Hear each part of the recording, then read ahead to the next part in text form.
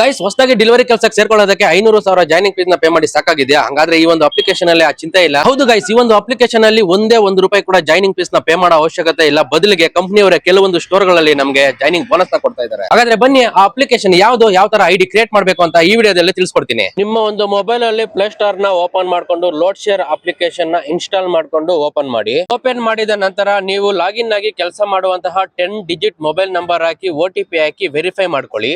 ನಂತರ ನೀವು ಯಾವ ಒಂದು ವೆಹಿಕಲ್ ಅಲ್ಲಿ ಕೆಲಸ ಮಾಡ್ತೀರಾ ಅಂತ ಹೇಳ್ಬಿಟ್ಟು ವೆಹಿಕಲ್ ಟೈಪ್ ನ ಸೆಲೆಕ್ಟ್ ಮಾಡ್ಕೊಳ್ಳಿ. KYC ಗೆ ಸಂಬಂಧಪಟ್ಟಂತೆ Aadhaar card, PAN card, DL ನ ಸಬ್ಮಿಟ್ ಮಾಡಿ.